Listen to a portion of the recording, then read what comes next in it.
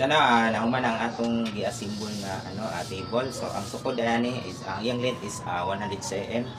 Then ang iyang weight is lang siya 50 cm. So ang iyang height is 75 cm.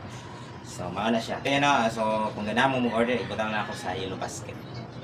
So ayan mao ni atong bagong naabot nga parcel. So mao ni akong gi-order karon. So kani siya guys is may ipos-ipos ni siya. Pwede ni siya mahipos.